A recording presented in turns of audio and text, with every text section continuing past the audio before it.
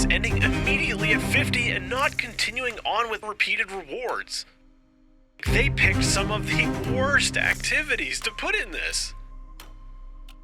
Star Rail's system is so much easier, often taking a third of the time of dailies in Genshin or less. Every Trailblazer who has unlocked the mail feature shall receive, via mail, one limited 5-star character doctor ratio.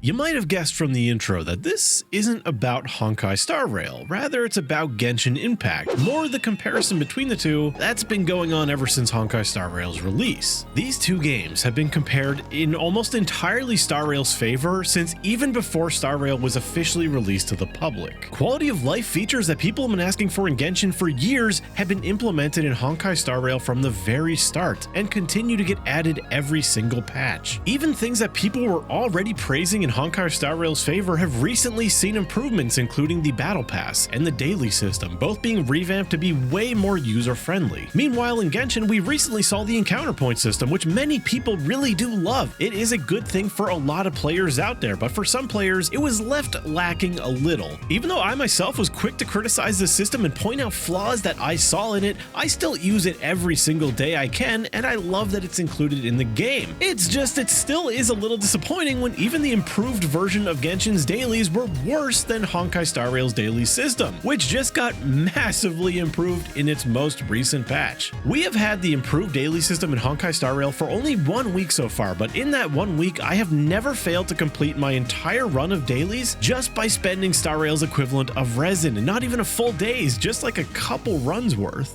That's just dailies. That is a relatively small thing in the grand scheme of things, but it is something we do every day, so having it be an annoying process is something you don't exactly want. Not to mention, with the unknown state of the current Chinese laws being proposed, it's possible that just dailies won't even be around that much longer in these games. The Battle Pass going beyond 50 is something I was asking for a very long time, and it's something that I always thought was missing given many other games have them, even in games that have significantly more difficult Battle Passes to complete. Then bam, not even 1 year of Honkai Star Rail and they already have this feature. That's probably the one that stung me the most. The thing is I've played Genshin for so long and have amassed so many materials that I don't even really need those materials that much anymore. So I am happy that it's in Honkai Star Rail, where I really do need those materials a lot because I just have so many characters I want to build. For the average player in Genshin, I imagine it's the ability to replay old events, particularly the storylines in them, that really upset them, because that was a highly requested feature in Genshin for basically as long as the game has been around. Even as early as 1.1 of Genshin Impact, we had a major event called Unreconciled Stars, which introduced a Fatui Harbinger in a small storyline related to the event that is now currently unplayable in the game. I think there are many out there who wish they could say that this is an outlier and that it was just one event, it was an early one, and they learned their lesson and everything after that was just fluff, but that's really not the case. Every holiday season, we usually had some Dragonspine event which gave Albedo major character development.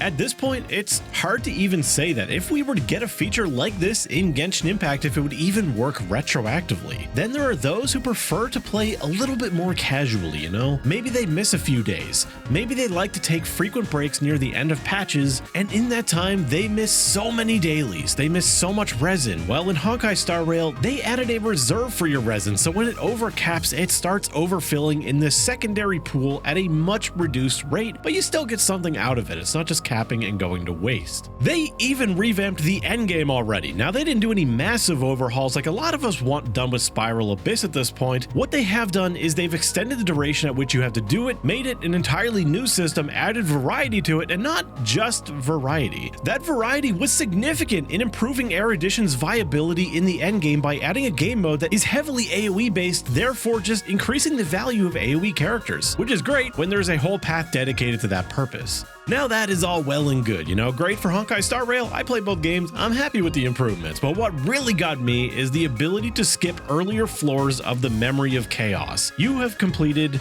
most of these floors many times before, and now you can complete a later floor and get credit for everything before it. Which again, great for Honkai Star Rail. Real happy to have that feature over there, but why? Why did the game that has auto battle need this before Genshin Impact did? I have completed floors 9 to 11 so many many times that there's almost no fun to be had in it anymore. My characters, even just average geared, because I roll for so many characters, I try to build them all. No one is really amazing. Even then, I can still just stomp everything in those floors. More often than not, they die before I can even start doing what the character's supposed to do. And I mean, if something is dying from Nouvelette's skill and his burst and you don't even get to use a charge attack, like what's the fun in that? I want to at least do one rotation. So like if that content is so easy, like just let us skip it. Give us credit for it when we've done it 100 times. Let's just change the tone of this though, because the point of this video was not for me to just crap on everything Genshin is doing and say that Honkai Star Rail is better, as so many like to do these days. Genshin has been adding a lot of nice things, even if some of these features maybe should have come here a very long time ago, like the expedition renewal. The good thing is that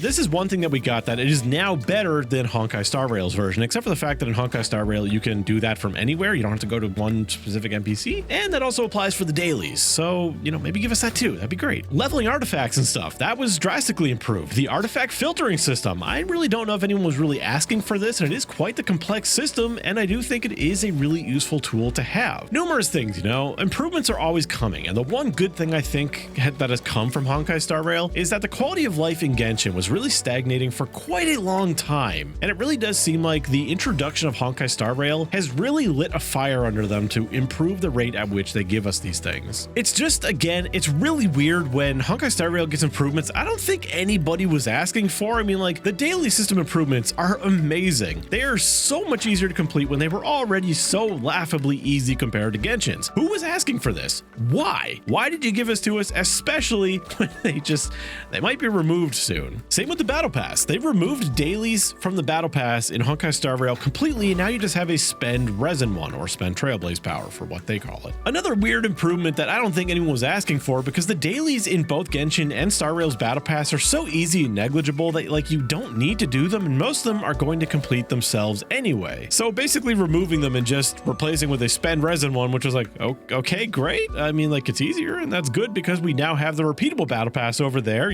Sure does make it easier to get to that 70. And no, I don't think that was because of the law, because that change went live like 7 days after those laws were even proposed, not even officially implemented as laws. So it's highly unlikely, unless they have an insider source, that may have been coming down the pipeline. My thoughts on all of this is that Honkai Star Rail and Genshin Impact are obviously both made by HoYoverse, so that gets them compared a lot. They just assume that one change that is good for one, they should just do in the other, and absolutely for a lot of things they should. Like any product in any market or any service, improvement is driven by competition. If your product has no competition, you have almost no drive to improve because you have the entire market. Turn-based gacha games are a dime a dozen. Star Rail's drive to improve is going to be significantly higher than Genshin's, because Genshin just still, even after all these years, doesn't have much strong competition on the market currently. Now there are games on the horizon, and hopefully that drives Genshin to improve even more when they come to be. For now, we're going to have to settle with Honkai Star Rail, and for a lot of the cases, we're going to have to deal with them getting stuff first, it would seem. Now, when Honkai Star Rail's anniversary comes along, that is going to be that's going to be interesting. I don't see any situation where that plays out any differently than just the community going up in flames. Either Star Rail gets a terrible anniversary to match Genshin's, and people probably blame Genshin for it, or it gets an amazing anniversary and Genshin fans are pissed. Either way, should be a fun time to just sit back and watch everything burn. So what was the feature that you really wanted that Star Rail got, if any? Or maybe the other way around somehow, because I mean, Genshin has some stuff that Star Rail doesn't. And let me know in the comments below. Thank you to you for watching. Thank you to my patrons and my members for supporting me as always, and I'll see you in the next one. Attaboy!